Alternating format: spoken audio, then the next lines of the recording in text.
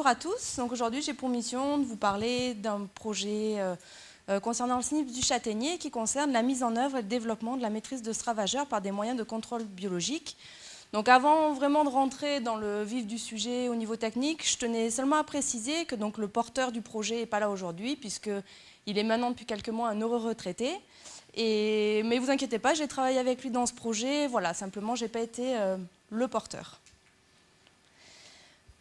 Donc, le CNIPS du châtaignier, qu'est-ce que c'est? C'est un hyménoptère qui est originaire de Chine et qui va entraîner au niveau du châtaignier la formation de galles. Donc, c'est ce que vous voyez au niveau des photos en bas à gauche. En fait, en pondant, la femelle CNIPS va pondre dans les bourgeons de l'année du châtaignier et va entraîner la formation de galles nécessaire au développement de sa larve. Donc, face à ça, on a essayé de trouver, donc, on a eu une introduction qui est relativement récente. En fait, c'est un ravageur qu'on connaissait depuis de nombreuses années comme étant présent sur le continent asiatique et américain. Et il est arrivé il y a à peu près une dizaine d'années en Europe, à savoir via l'Italie, avec des échanges commerciaux. Donc une détection en 2005 en Italie, puis assez rapidement, la frontière est apparemment assez facile à passer, du moins pour lui. Du coup, une première détection en France dans une zone frontalière en 2007, puis après vraiment une accélération de la contamination sur l'ensemble du territoire à partir de 2009-2010. Donc face à ça, on a essayé de trouver un petit peu les moyens de protection qu'on pouvait travailler et mettre en œuvre. Bon, la lutte chimique, c'est inenvisageable pour pas mal de raisons que je ne vais pas vous détailler tout de suite. Donc du coup, on s'est tourné vers les autres voies de protection qui sont envisageables en châtaignier, en utilisant vraiment l'expérience asiatique, donc notamment japonaise et italienne, avec un délai de 2 ans par rapport à nous.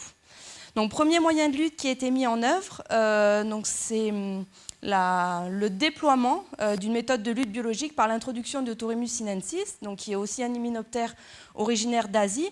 Donc, à savoir qu'on n'a pas introduit ce parasitoïde en France dans le cadre de ce projet. Ça avait été déjà fait quelques années auparavant par l'INRA de Sophia Antipolis.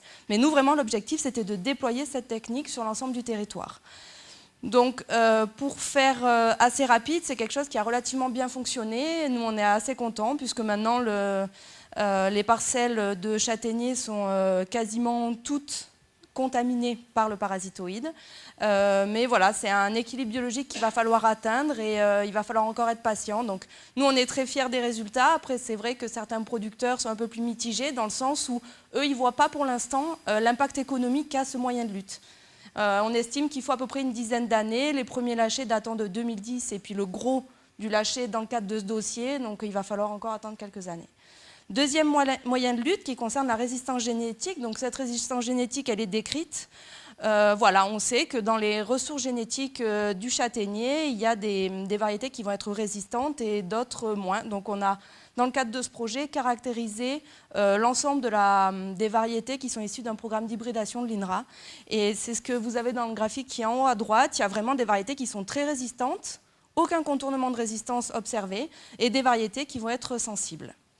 Voilà, simplement en conclusion, je voulais juste dire que ce projet il a vraiment bien fonctionné parce qu'on a eu un appui, un soutien très important de la profession et aussi un appui d'une équipe de recherche de l'INRA de Sophia Antipolis qui nous a permis d'avancer. Et voilà, c'est vraiment important pour des petites filières comme la châtaigne parce qu'en dehors de dossiers, en gros, les expérimentateurs châtaignes français se comptent sur les doigts de une à deux mains, une main temps plein, 2 mains en personne.